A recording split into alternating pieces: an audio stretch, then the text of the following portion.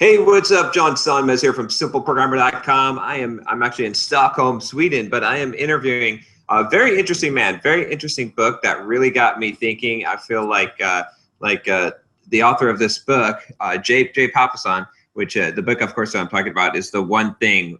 It was, I'm a big reader, and it was one of those books that really just shook a lot of things for me. Especially, I've got so much stuff going on all the time.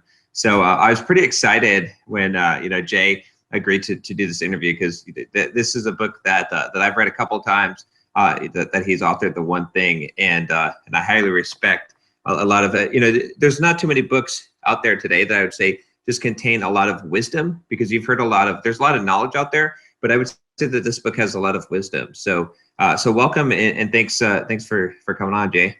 Oh, and thank you for those kind words. I'm happy to be here. Yeah. So why don't you give a little bit of background about yourself? Maybe some stuff that people don't know. I mean, everyone knows you wrote the best-selling book, The One Thing, but who are you? Who is Jay? I'm an introvert. I grew up, with one friend, and thought that was a lot. I've always been kind of a quiet, bookish guy. So I've always been in books. Tried to write my first book when I was about 11 or 12 years old. Okay. I was really into fantasy. That was when I discovered the Lord of the Rings. So I got my mother's card table and literally an an old typewriter, an electric typewriter, and kind of ripped off some combination of Conan the Barbarian and The Hobbit. Nice. I remember typing for weeks and writing short stories in high school and passing them around the lunch table. So it's a bit of a book nerd most of my life. I'm as surprised as anyone to be a business author. I thought I would always be a fiction author, but I took a left turn when I met my wife. We moved to Austin, and I got to work with Gary Keller, who's a self-made billionaire now, and he'll never say that about himself, but it's what others are clearly seeing, that he's built this massive company. And for 17 years, I've gotten to work with him and have him as a mentor, and that'll change your mindset quite a bit. Oh, wow. That's pretty cool. There's only one book I recommend on real estate investment. I've been investing in real estate for the past 20 years. In fact, I retired from real estate investment. And the one book that I recommend is The Millionaire Real Estate Investor by. Oh, wow. That book changed my life. I had to interview 120 millionaire real estate investors. So the criteria was they had to have $1 million in equity in their real estate holdings outside of their personal home. Okay. And so you can find somebody with 2 houses in California, they got $1 million in value, right, having equity. And I went into that with one mindset, and less than a year later, after talking to 120 people who'd done that, it blew my mind, and it put me in the path. My wife and I now own 9 rental properties and live in the dream because of that. It's been great. Wow, awesome. That's cool. That's such a cool connection. So you actually did a lot of research for the book. Is that when you're working with Gary Keller on the? Yeah. The way we work, in general, is often we'll have an idea. It's either him or I. Sometimes I'll come to him and say, I think we should do this book. We'll decide what we think is the truth, right? Mm-hmm. What are the models and, the things that aren't true. And then either I or with researchers, pretty much always we have a full-time researcher, we'll go out and see what the world says about that. Read a lot of books, read a lot of research. And when things aren't, our hypothesis is wrong, we ditch it. And when it's right, we try to bolster it with research. And so that book we did, there's not a lot of good books, I would say, written about real estate investing. It's all anecdotal. Yeah.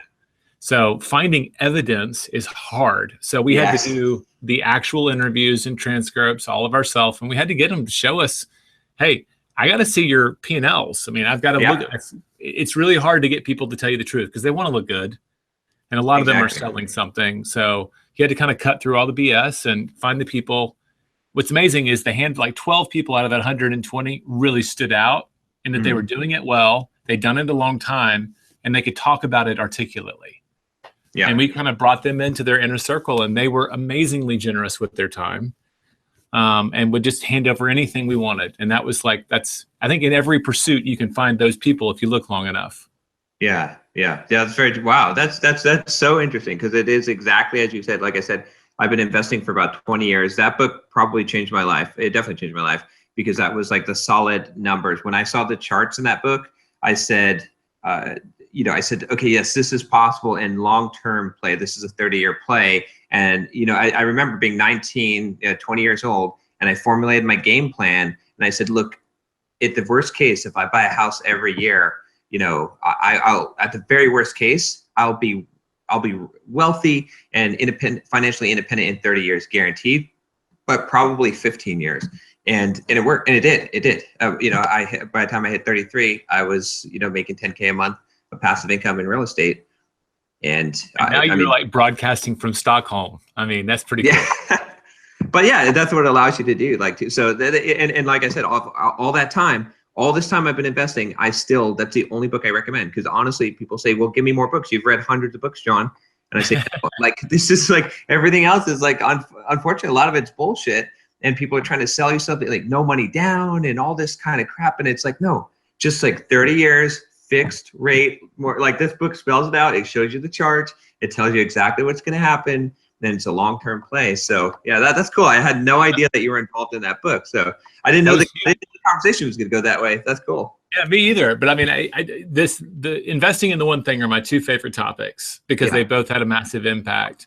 But I'll say most people, we want things that most people don't know. Most people don't know that Gary's father passed away, not right during the process of that book. I can't remember if it was during the final page, writing of it, just before it or just after. It's not fixed in my time like I'm sure it was his. But I remember the first 120 pages or so, which is more philosophical about money. It was described to me by him just at one point as kind of like, he was very aware of his own mortality. He had a young son. He's like, if this is the only book my son John reads about money, I want him to know what I think about it, how I understand it. Like, this is my shot. And I think that first section, like 120 pages, I've even talked to him about, we should just cut that out of the book and write a book called Money and put it out there. Because I think some of the investing stuff, the spreadsheets, they're a little dated. They're true, but there's newer stuff. Right. I love the stuff from Bigger Pockets. They have some great stuff. And they're straight shooters too. But his philosophy of money and how to track it is some of the best and I've read hundreds of books on investing. And I know I'm talking about a book I co-authored, but that's Gary's wisdom, not mine. Oh yeah. Well, it's so important. That's why, again, like when I first introduced you, one of the things about your book, about the one thing is I said, there's a lot of knowledge out there. There's a ton of it. I mean, I've read, same as you, I've read hundreds of investment books, but wisdom is the important thing. Like books like your book, books like The Richest Man in Babylon, like books that are philosophically wealthy with information, with the philosophy behind the money. That's what makes the difference, because it's like understanding. It's not just tactics. And I think so many people get caught up in the tactics. So again, that's why I liked your book so much, is because I felt like you went into so many of the different things on, on Pareto's law, the 80-20, like actually applying this, the wisdom behind that. Even some of the things from like a bunch of my favorite books like click in my head. I'm like, oh, there's the P's from 7 Habit, right? The production capability. And but you went further, you went deeper, and you took the broad viewpoint of that give you the understanding, so you can really understand how to apply that. And so I'm in agreement with you as far as investing. I think the great books, and we strive to write them, help people see things differently and approach things differently. And I think that I love knowledge, but I want to take action. And the difference between I call it tactics and strategy. I think that a model-based approach, like what's my thoughts on investing? What's my thoughts on productivity? What's my thoughts on this? You can come up with a fundamental approach for that, which I would call a model or a strategy. It tends to be fairly timeless. You have to adapt it right over time to your skills or to people.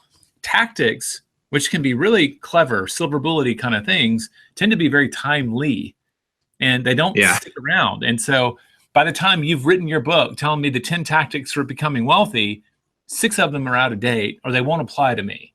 So I don't know if that's what you're going at, but that's what we strive for. I want people to take action, and I want it to be a general approach that they can consistently apply. And I told you the 2 books that have really changed my life were The Investor. It made me look at money differently and act differently with it. And the one thing, you can't see it. I've got it on my desk. My little personal cheat sheet. It's about how to invest your time. They're both investing books. One is about investing money, and the one thing is about investing time and getting the best return on it. That's the way I think about it. Right. Okay. Yeah. Yeah. That makes a lot of sense. And one thing I always tell there's a lot of young people that follow my channel and follow me on here, and I always tell them, when you're young, you have lots of time. You don't have a lot of money, but you invest your time and you apply the compounding effect to your time. And then later, when you're older, you can trade the time back for money after it's compounded. And that's much better than just compounding money. Because so many people today and so many financial gurus, they teach you take your money and like put it in the 401k and compound your money.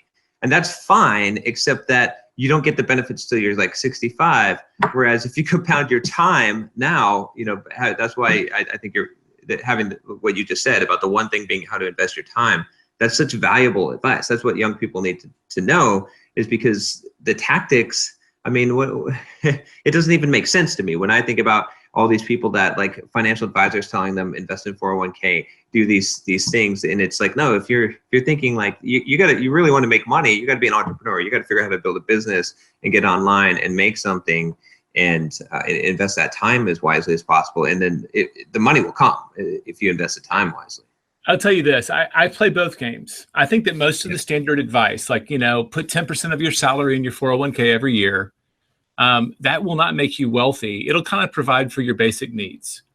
And I think of that as an insurance policy. I actually just had this conversation with a 30-year-old yesterday. He had about 150 grand in his 401k. And I said, let's just take it out till you're 65. And that's going to be worth, and maybe in 30 years from that date, I think it's going to be worth 150,000 with no more investment. Would be worth like 1.5 million at about 8% annual, which is on the conservative end of what most people think the stock market will do. And then if you go in there and add 10,000 or 18,000 a year, you can get up to like 3.5. And 3.5 million sounds like a lot of money now. I'm not sure how much money that would be in 30 years, but it might be enough to take care of you, right? If you paid for your house. So I usually tell people, go ahead and set aside that money, right? That's your safe play. But if you want to actually be wealthy, and we defined wealthy as having the passive income to allow you to pursue your passion in life. And that's the number that we all have to determine, right? It could be 2,000 a month or 10,000 a month, right? What do you need to feel free? My wife and I called it our go to hell fund, right? We never wanted to be held hostage in any job. We just said, we thought we needed 75 grand a year. Our numbers have gone up because our vision for what we can do and give away has gone up, but we don't need a lot. We thought we could travel, do like you're doing, see the world, have some good food, see our friends, and do that relatively cheaply. And we just set our goals around that.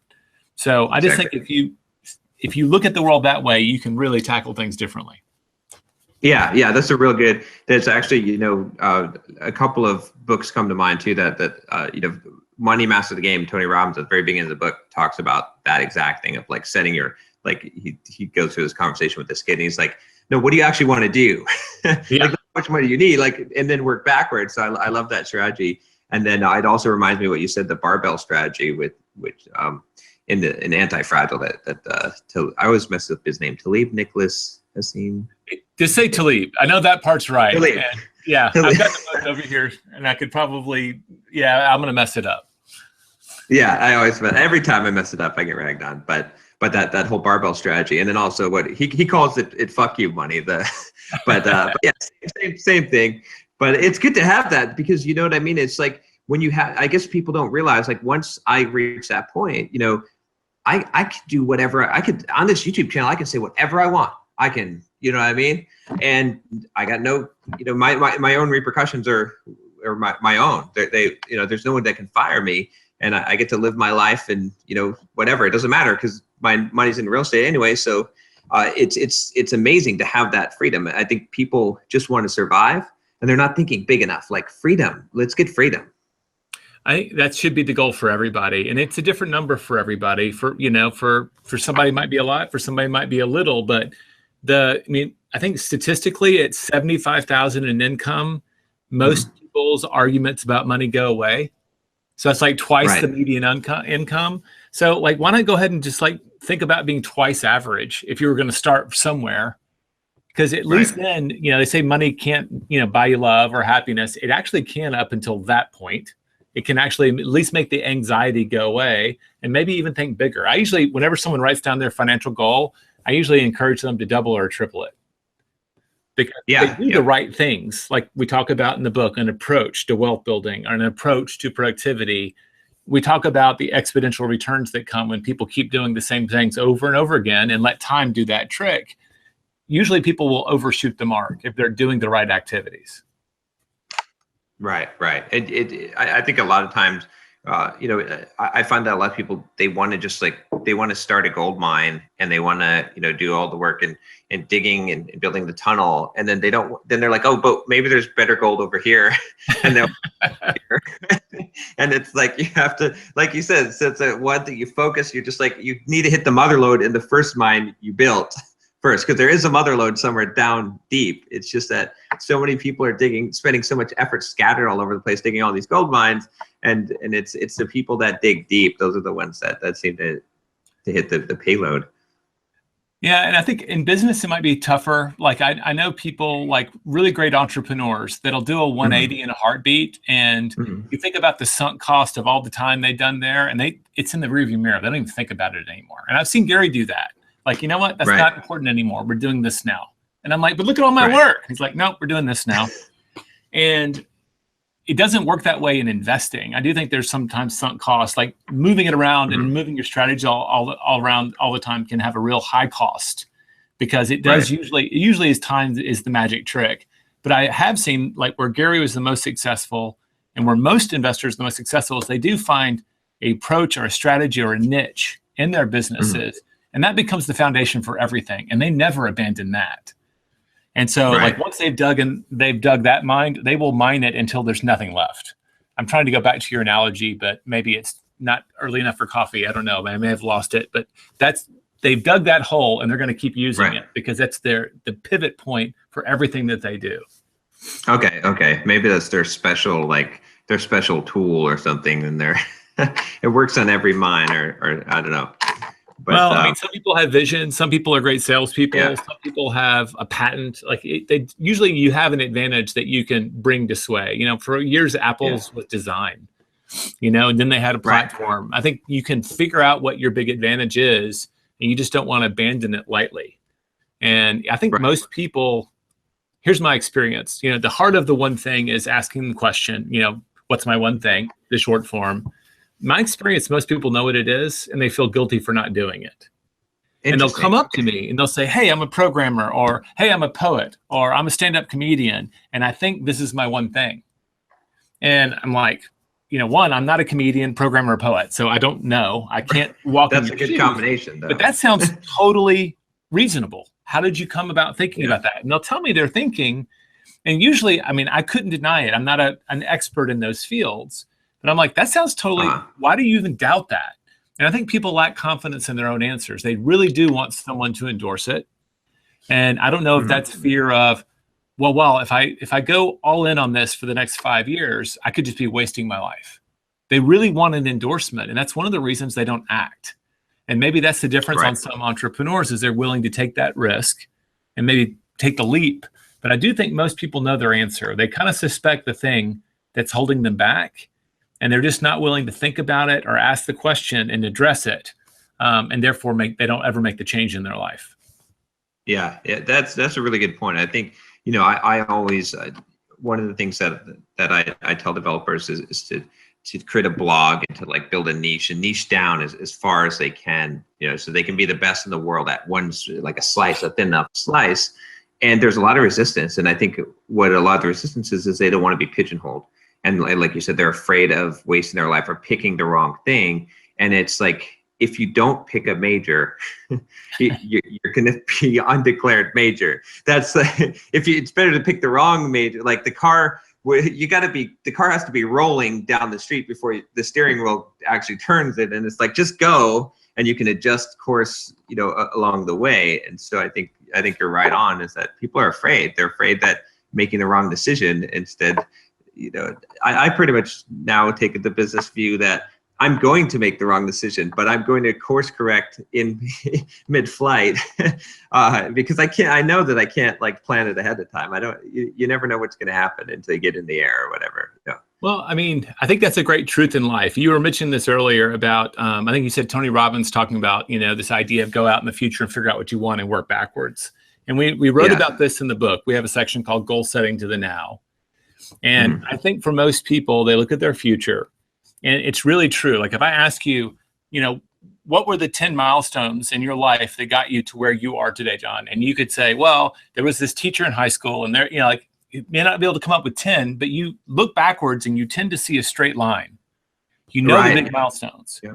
When we look forward, all we see are the possibilities. And the problem with that is we get overwhelmed. Well, we could go do this. We could specialize here or here or here. And so that wisdom that Tony Robbins talks about is, well, where do you want to be? If you want to be a programmer, are you going to be starting your own company? Like, where are you going to be in 20 years? Right. Someday, go out there. Now, let's work backwards. Based on that, what would you have to have done in 5 years to feel like you were absolutely on track for that goal? Right. And most people, they don't have a crystal ball, but they can make a guess. And what you're doing is you're putting a pin out there, and then you can work backwards from that. Well, what would you have to do in a year to be on track for your 5-year goal? Now, what would you have to do this month to be on track for your annual goal? And you just work your way back. And here's the thing. I've made crazy wrong predictions about where I'll be in 5 years. But by the end of the first year, I've made enough progress and have enough experience that I can very accurately predict where I should be at the following year to be on track for my next goal. Right. But people have to start that way. It narrows it down, and you could literally waste an entire year of your life. But if you never choose, you're wasting all of it. And so I think when we talk about making the deep dive into a specialty, you're investing in yourself, just like investing in a class of real estate or whatever. You got to work backwards from some sense of where you want to be. You know what the crazy thing is? And I've been through this too. If you ask people, where do you want to be in 5 years? How many people do you think actually know an answer? That's interesting. Yeah. Not very many, right? No. Yeah. It's kind of shocked me. I mean, I've always kind of been a dreamer, so maybe it was easier for me. Like, I want to be a published author, right? And there's things like that, or I want to be a marathoner, and I can dream about stuff, and I kind of tend to get fixated. So maybe that's just me. But a lot of people, like you talk to, especially a younger person, and you say, well, what's a long time for you? And they'll say like 5 months. And, it's all about their concept of time. Yeah, and so exactly. We say this about technology, and it applies to us. I think people overestimate the short-term impact of what we can do, and we underestimate the long-term impact. And so, we're going to always overestimate what we can get done in the next 5 or 6 months. And we're really going to underestimate, if we take the approach we're talking about, what we can accomplish in 5 years. And I've seen people go from absolute zero to millionaire in 5 years. Lots of them. Yeah, that was me. I did that. Yeah. But I mean, it's not going to happen in 5 months. That's not the right approach. You're taking a longer term and you're sticking with it. And most of the growth is going to happen in the last 12 months too. Exactly. Yeah, that's that now you're bringing to mind the is it compound effect? A geometric progression. It looks like a hockey stick, right? And that's definitely the compound effect. And it was also something, pretty much you look at any success and it's going to look like nothing's happening until so much is happening. You're kind of like, it blows your mind, which is why people think people are overnight successes. They see the results kick in, but not the foundation that person laid to make it happen. Oh yeah. Well, I always, I started running, and it's funny. I always compare it to like when you're running a marathon. It sounds like you're a runner too, based on what you said. I ran one marathon, and it was honestly to quit smoking. It's hard for me to identify with the health choices of my younger self, but it was a big moment. That's actually when I met my wife too. I ran the New York Marathon in '97.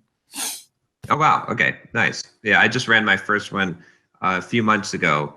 And one of the things that, like, a good analogy that I found is that, like, when you get to around, there's a ton of people at the starting line, but around mile 23, there's not too many people. It's like there's some people walking, laying on the side of the road. I mean, some people have given up, right? It's like mile 23, it's pretty sparse. Like mile 1, like you're elbow to elbow, right? But mile 23, you're like, wow, is there anyone else here? It's like all the pack is dispersed. And it's the same thing with anything you do, with authors, with bloggers, with YouTubers, with musicians. It's like you got to grind it out. And then around mile 23, you got no competition, and pretty soon you're flying. Like but so many people don't make it long enough. They don't push it. Now I have to know, what time did you run yours in? Okay.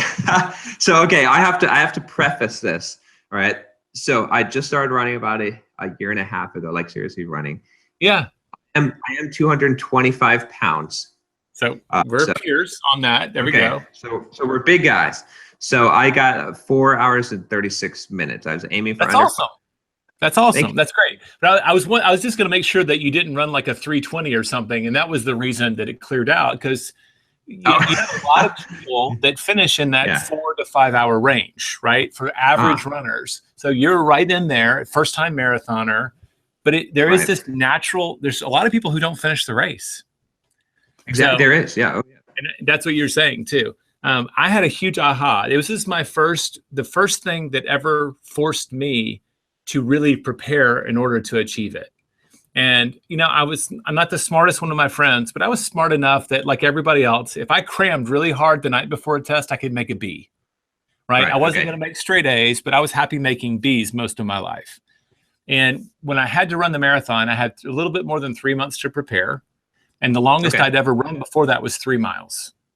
Oh, wow. Okay. I don't know how you did it. I took a little index card out of Runner's World, and every day I had an assignment. Like on Monday, I ran a mile, and then I ran a mile and a quarter, then a mile and a half, then a mile and a quarter, and then took a day off, and then I had a long run. And then you repeat the process, and everything's a little bit longer. And one of the things that really struck me, I was dating my wife for the first time around this time, and I remember it was a Saturday, my long run, and I was about, I want to say 7 weeks into the process, right? Okay. And I came back to shower before I went on my date, and my roommate said, "How far did you run today?" And I hadn't really thought about it. I was having to plan my whole life around running, towards the end especially.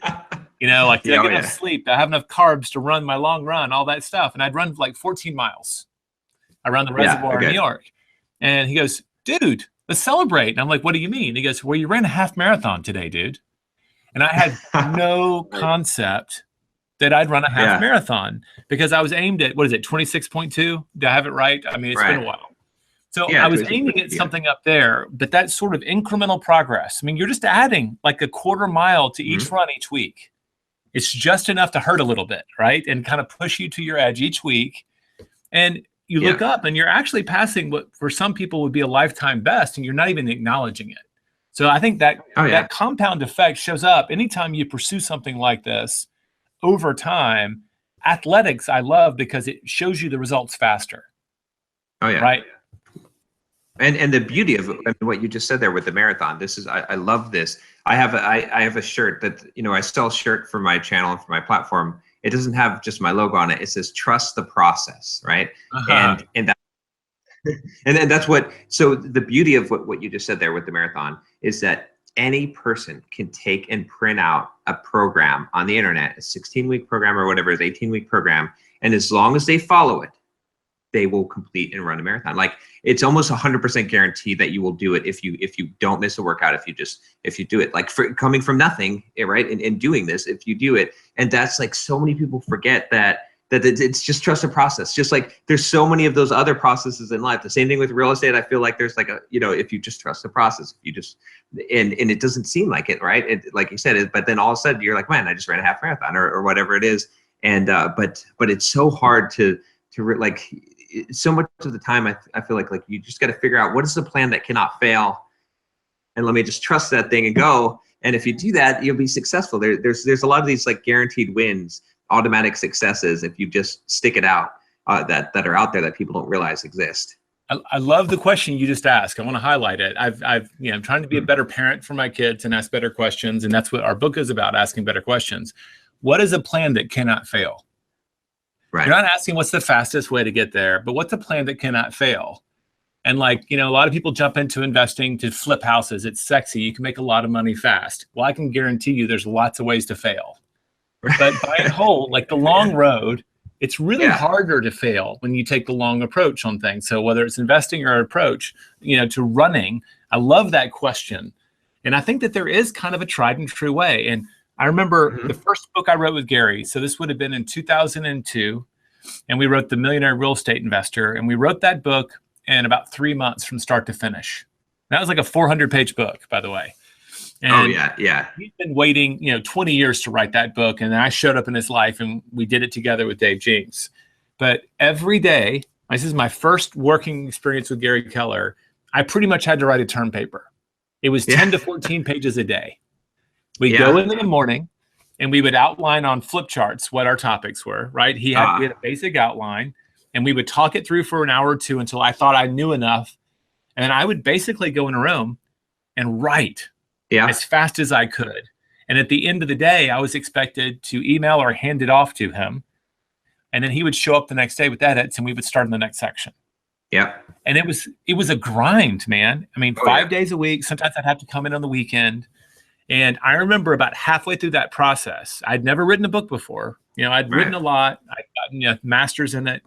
But I look up and I've got this manuscript that is just growing. Oh, yeah. And I wrote and I put it up on the wall. Discipline is freedom. And now I know that there's like an Aristotle quote, like freedom follows discipline or something like that. So it wasn't original to me at all, but that was my aha. It was just like the marathon. Wow. If I follow a process, like I'm capable of doing the daily task every single day. Yeah. Most of the daily tasks, especially in the beginning, don't feel very brag-worthy. It's actually kind of boring. It's kind of a grind. But you can look up in a surprisingly short amount of time, you can have something that's really consequential. And I discounted that book. It's a little niche book for real estate agents in the real estate field. There were less than 1 million of them when we wrote it. Well, guess what? It still sells and it sold over 1 million copies. Right. Wow. There are so few million copy bestsellers out there. And this is one that we wrote like in 3 months. And the process was simple. Yeah. It was proven. Work with an expert and produce work every single day. And we just did it until it was done. And I was like, wow, okay, there you go. Process is, what's a process? I'm going to go back to your question. I'm going to repeat this to my kids. But what's a process I could follow to achieve that goal that just wouldn't fail? Exactly. It's funny to say that. Book writing. Yeah, it's a grind. I mean, with the book writing, my first book, I wrote a chapter a day for 3 months. That's what I did. It's a 72 chapter book. And then this last book that I just released, I did 2 Pomodori a day. So I did basically 50 minutes of writing a day for 6 months. And I wrote an 800-page book in 6 months. That's awesome.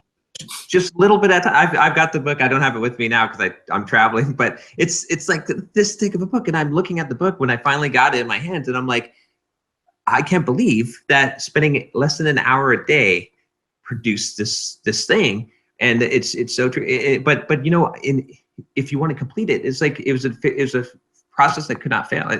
I always tell people too, like if you want to learn how to juggle, like just as a good demonstration, I guarantee you take three socks, roll them up into a ball. Okay, 3 sock balls. You go into your room, you close the door, you lock the door, you get a piece of paper and you put tally marks on the paper and you throw up the balls and you keep tallying until you've got 1,000 tally marks on the paper.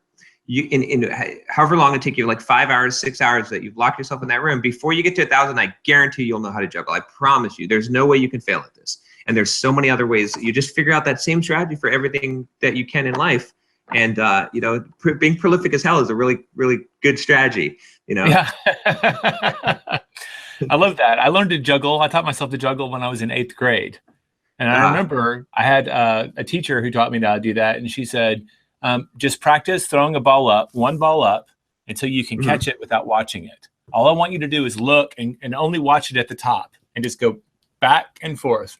And if you can never look at it hitting your hand, I'll give you a second ball. Yeah. And so I did that. And then I had to do 2 balls. Just did up. And then you get 3. Yeah. And it's just it was very slightly different, but she was just going to teach me one thing at a time. First, how to throw and catch the ball, and then throw how to catch 2 balls. And then eventually it really was easy to do 3 after I could do 2. And I think it took me like maybe a month. I can remember getting tennis balls in my backyard. I like the sock idea because I could have done that inside and not broken anything. But, I just failed a lot. Have you read Mindset by Carol Dweck? Oh, yeah. I love that book. It's such a good book. Yep. Well, I mean, she brought science to something we all suspected. And the whole idea that if we're willing, and we're all guilty, no matter how old we are and how wise we are, we have a fixed mindset about some things in our life. And basically, for people who haven't read the book, what her research proved is if you have a fixed mindset, that means that failure says something bad about you. I'm a smart person. Those people who have a fixed mindset don't try things that they might make them look dumb. Exactly. But people with a growth mindset understand that failure is integral to success.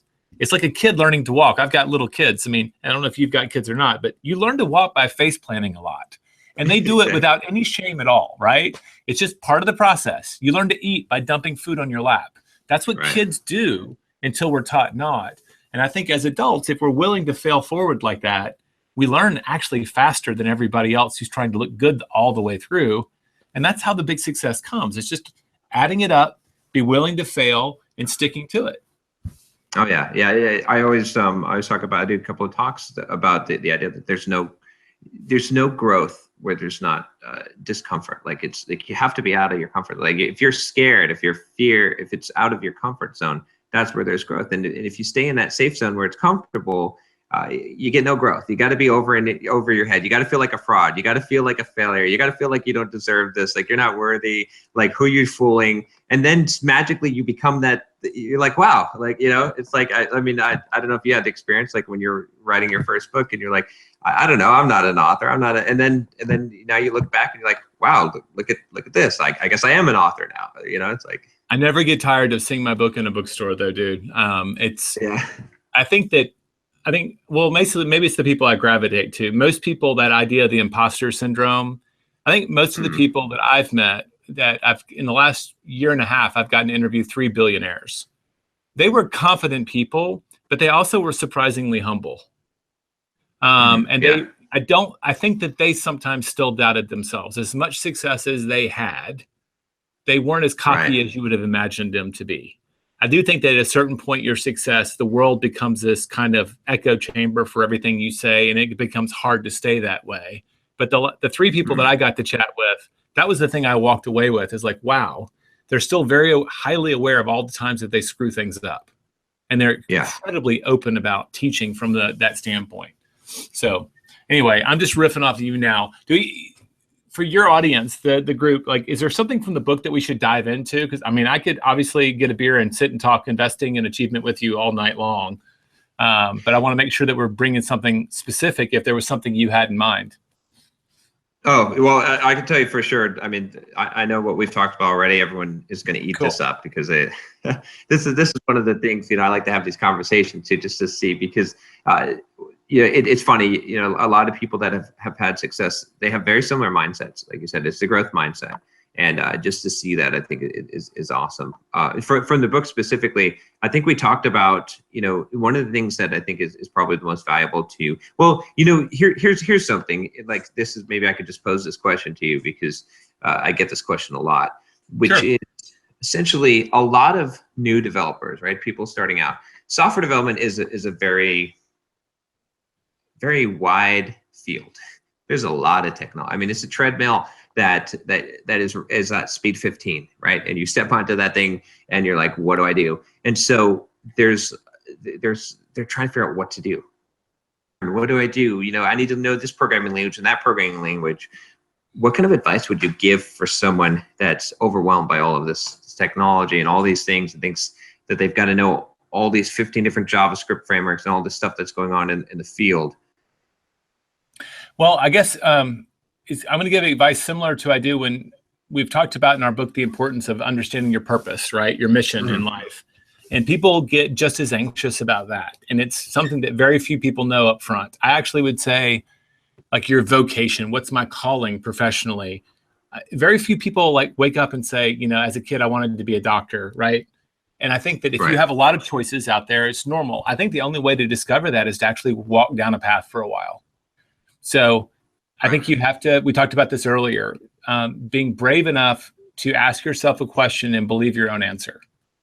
So I would say, if I'm talking to that, I mean, it's funny, my daughter is 11 years old and she's taught herself Python and what other language in the last year, just doing it all on Code Academy, online. Oh, that's awesome. That's right? Awesome. So she's got that mindset, and I can only coach her so far, but I think you have to sit down, and I've asked her, it's like, what do you think you want to do with this skill, right? Do you want to be an employee? Do you want to be working for someone, or do you want to build something? And at this point, I mean, she's 11 years old. she can narrow it down. Those are two huge buckets, right? Do you want to be on the creative side of envisioning something, or kind of the employee side of executing someone else's vision? And I know that there's a gray area that you can earn in all companies where you get to participate in the vision and the execution. But I said, if you had to choose, where do you want to be? And at this point, she wants to be over there. So I think people should ask broad questions, try to narrow down their choices and make the best guess they can, and then go do that thing for like a year. Most of the time, no matter what it is, we're not going to be any good at it in the beginning. So there won't be any intrinsic joy in doing it until we've gotten at least modestly good at it. The fact that your audience has chosen to be a programmer probably means they have some facility, right? They kind of get how, most of these languages operate, how to interact so that it shows up on the screen or in the app or whatever, right? It's a learning of languages. It's a grammar of kind. And I've heard from at least my daughter, she said after she learned the first one, the second one was kind of easier. Right, exactly. She had to memorize the difference between the two, but once she understood the construct of the first, it translated pretty well to the second. And so if they acknowledge that, that's what it's going to look like, go in and go intern for somebody. Go work for someone that you think might be doing what you want to do for free. Right, I don't care. exactly. Get experience so that you actually can say, wow, okay, I didn't give that a month. I didn't give that 2 months. I gave that 6 or 8 months. I really gave an honest run at doing my best to this. And either I did or I didn't like it. If you didn't like it, then go through the same process. But because you were using broad buckets, you've probably eliminated more than a quarter of all the choices that you would have gone down. And you're that much wiser about the three other quartiles you might choose from. You're probably going to pick really close to the right thing. I find most times people pick the right answer the first time, or they're so close it doesn't actually matter. They have to make adjustments, but they were fundamentally like, hey, where do you want to live? Well, I don't know. Well, which compass direction do you think it is? South. Well, they usually pick the right compass direction, and they're at least making progress, even if they don't know exactly where they're going. Does that make sense? Oh, yeah. That makes a lot of sense. Yeah, because it's that whole pick a direction and start moving, and then you can steer once you're moving, which, I totally agree with that kind of approach. Because I'm going to add one more thing, and then you riff on it and you make it specific because you know this field a lot better than I do. I also think it matters a lot more in the beginning who you work for than what you do. Oh, yes. And so if you have a chance to go do a master programmer's, dry cleaning and bring him coffee and Monster energy drinks all day long and observe him work, I'd say do that before you took a paying job. I mean, go watch a master, go work for someone that's doing something that you think you want to do. I said that, but I didn't emphasize it. Who you work for the first 10 years, 5 years, whatever you consider that work to learn percentage is, that matters a lot. A lot of people I know, young people go work in these giant corporations. And the truth is it's so competitive and so big, they think that the company is who they work for, but they're really getting relegated to some back alley at Google or Apple or wherever, but they really don't have much opportunity. And any opportunity is so competitive, it's crazy.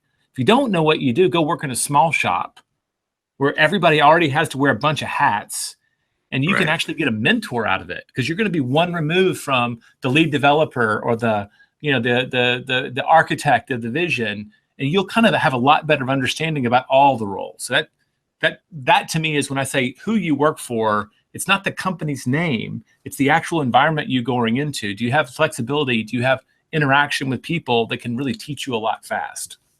Yeah, no, yeah, I totally agree with that advice. That is it's so important, and it's so the opposite of what everyone's looking at. What will pay me the most salary? How can I make the most money? How can I, get the best opportunity? But the question is, like you said, who can I work for? Even if it's free, because once you have the skills, once you have the ability, it doesn't matter. It's like, I have entrepreneur mastermind groups, and one of the things I always tell the other guys in the group, I'm like, isn't it great? Like, even if your business fails, like, you have the skill, you've leveled up now to the point where you can start something else. Like, you have this, no one can ever take that away from you. And it's the same thing with every profession, but especially programmers too, is it's like, once you have the principles, you understand from that higher level, then who cares if you're being paid peanuts for the first few years? Because now you can make expert level pay for the rest of your life. So yeah. And the gap between working at that small firm, and I'm going to use Google, and I actually admire them a lot, but I'm just going to make them the big guy, big corporate guy in this case. But the gap between those two is a lot less than people think. Right? It might be 25% less, right? Okay, so great. You're not making six figures right out of the bat, but you're making a good living, and maybe you have to have a roommate. But you're going to walk out of that with, as you said, a skill, and I actually think work product that you're proud of. The people who jump into these other larger firms, they have played such a small part on a big project. Do they actually put that in their portfolio, right? Or are they're gonna be working on the side doing projects that they would actually show off to people? I just find that your work product shows up. Sometimes you take a little bit of a pay cut, less than you think, to have work product experience and skills. And so, like, I'm sure like all of my friends that work at Apple and Google are going to be angry at me because it's not like I'm not recruiting for them. Go for the role and who you get to work with, whether it's in those companies or not. Yeah. There was I put this in my, I can't remember the quote. I won't have it exactly, but I basically don't watch TV, but I saw like one episode of House of Cards, and one of the characters was like, he said he made the classic mistake. He chose money over power. Money is like the McMansion in Hollywood Hills or whatever. Power's that old Victorian, that lasts forever. And I always think of that. It's like money or responsibility, money or whatever it is, experience. Like, don't choose the money path, because if you get power, you get experience, you get responsibility, all of those things you can trade for money later. But money is only one-time use. All those other things are so yeah. So that's what I think of when you're saying that. I've only watched, I think, one episode of House of Cards too, but so that's probably actually a pretty good imitation. That was good. You actually took on a new voice and everything. That was good. All right, Jay. Well, I don't want to take too much of your time. I this has been fun, man. We got to. Yeah. I would love to chat with you again sometime. If you're ever in San Diego, definitely, I would love to buy you dinner and have a chat, or if you're ever in Austin, man. I have a feeling I've been to San Diego a few times in the last few years, and my partner Jeff Woods, who does our podcast, the one thing is from there, so we end up there maybe once every 18 months. I'll holler, and you do the same if you come to Austin. I set aside Wednesdays. I call it my talent meetings. I like to make sure that as an introvert, I'm always meeting new people and actually getting to know them. So we'll go grab coffee or grab a beer somewhere. Awesome. Cool. Awesome. So we probably won't go running, because your marathon experience is a lot more relevant than mine, being back in the past. Oh yeah, I'm not letting you off the hook, man. You got to give me your time now. I gave you my time. All right. Well, I don't know how old you are now, but at the time I was rounding the corner, about to turn 30, and so I was still had the benefit of all of those 20s genetics. So I actually ran a 3:46. Oh, nice. Very nice. Very nice. Here's the trick. I ended up in New York. You start on the Verrazano Narrows Bridge, and I couldn't find the start line. So a bunch of us pushed down a fence, and we just got really close to the front line. It's like a New York crowd. They're like, oh, let's push this thing over. Let's go over here. Yeah. And I started the race. The lower bridge is reserved for elite runners. And the upper bridge is for everybody else. And so I didn't know this, because this is my first road race ever. Right. Ever. And so I'm running, and I am just trying to kind of lightly keep pace. So I think for like the first 17 miles, I averaged like 7-minute miles. and it's really about who you run with, right? And I couldn't do the math. I didn't have a fancy watch back then to do my splits for me. And I remember my wife, right, is running around on subways, and I saw her 3 times, and the last time was at mile 17. And she was my roommate who taught me into running it. She goes, I didn't expect him to get here that fast. And he goes, yeah, he's running really fast. He goes, well, we should hurry and get to the finish line. He goes, don't worry, he's not going to keep running that fast. And it was true. I completely bonked as soon as I knew I'd seen her for the last time. And I think I averaged like 11-minute miles for the rest of the way. And it was all I could do, not to crawl. Oh, yeah. But it was one of those happenstance things. I just kind of got in the tailwind of a bunch of people. I was aiming just I wanted to get somewhere around 4 hours. I wanted to finish, to be honest with you. So I got lucky, and I've never done it again. but it was a good experience. I checked that box.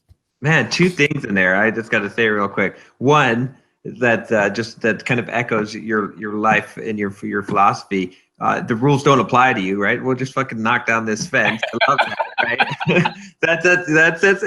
This is what successful people do. They're just like, there's a fence in my way, I don't care, right? And then two, just the idea of like, it's who you run with. I love that, because it's like the fact that you were running with these elite runners and you didn't know it, like you just grouped yourself, assumed that you're one of them. And it's like so many people count themselves out, and they're like just run with the elite runners, be an author, you're whatever, do whatever you're going to do. That's the key. I didn't know I was running with elite runners. So I just know how you're on the interstate, like you want to be going just a little bit faster than everyone else. Like you don't have to be the guy flying by, clearly speeding by 30 miles an hour, but you also don't want to be the chugging and slowly. And that's my mentality in life. And so I didn't know I was running with really fast runners. So I do think that's a key. Right. Ignorance is bliss. And that's one of the reasons, like, let's go back to our little conversation. Just go out there and pick something. And if you study it too much, you might actually make yourself afraid. Like, just pick a path, go do it. You might surprise yourself. You might have dropped into like this elite bunch of runners and run things like 10 times faster than you should. I know that I jumped into publishing, had no idea where I should be working. And my first two bosses got laid off. Yeah. So here I was with less than 2 years of publishing experience, and I was running like 30 books a year. And that was just get lucky sometimes, right? But if you're not playing, you have no chance to get lucky. Yeah, exactly. Yeah, totally agree. All right, Jason, what are you working on now? That last question, just way I want to definitely promote whatever you're working on now. Obviously, well, let me say this. Obviously, everyone, I'll put a thing here. That's why I point at my face. The book will appear here. The one thing. Highly, highly recommend this. I can't give it enough praise. Like I said, this is a book that has wisdom. Like the books that have wisdom are books that you want to read, because there's a lot of business books out today, and they have a lot of tactics. And I read a lot of books, but wisdom books, these are books that I'll constantly recommend. And there's a reason why that this book is still selling and will continue to sell, is because it's a perennial book. It's got wisdom. Books with wisdom continue to sell for long periods of time, just like Millionaire Real Estate Investor. So cool. Well, I'm still working on the book. It's funny. It's one of those books that each year its sales keeps going up. Mm-hmm. So our best year was actually in 2016, which was like 3.5 years after we published it. Wow. And so it's one of those things, like, until I see it settle at wherever it's going to settle, I'm still doing interviews. I'm still focused on it. So we actually launched kind of an online program around it. So it's at theonething.com/membership if people want to check it out. But we have a system that I've used for 17 years for how to set goals and how to check in with them every Monday. And we just created that framework for other people. So if people are interested, there's a lot of free tools on there, and they can check that out. Okay, theonething.com/membership. Was that right? Yep. Okay. There'll be like a little short video, hopefully not too cheesy, but it's Jeff, my partner, and he's been living this with us for the last 18 months, and it's been really fun. I feel like we're in the time business, and our whole goal is to help people use it better. And so we did like a 3-month trial run, and the results were great. So I'm like, I don't want to put out crap. We're the #1 training company in the world. A lot of people don't know that about us because we're a real estate company. So we take a lot of pride in what we do, and we've put, I guess, 12 months into preparing to launch this thing. So I'm excited to see it get out in the world. Oh, wow. Okay. Yeah. I'm definitely going to check it out myself. And that's so cool. I didn't even realize the connection between you and Gary Keller and the book the only real estate book I've been recommending. Everyone asks me, Millionaire Real Estate. My name is in really small print on the Millionaire Real Estate Investor. I was the third author, not the second author. So yeah. Okay. I'm going back now and looking at my copy, and I'm gonna. It takes on a whole lot. It's one of those reinforcing things where you're like when something like that happens, and I didn't know, because I know I couldn't have been biased, right? Because I didn't know that you were involved in it, and so like the fact that I like the one thing so much, and that I like the Millionaire Real Estate Investor so much, means that I'm self-consistent in that there's no bias going on. So what this means to the audience here is that my endorsement of both of these books cannot be manufactured. It came from the heart. So go buy them both. Well, if your audience is like my daughter, I know they're highly logical with a great BS meter. So hopefully they saw the sincerity in that. But thank you for saying that. I appreciate that. Awesome, Jay. Well, thank you. Yeah, thank you for your time. And yeah, I look forward to maybe doing an Austin Wednesday lunch with you. Or in San Diego. Thanks a lot, man. I really appreciate it. All right, take care.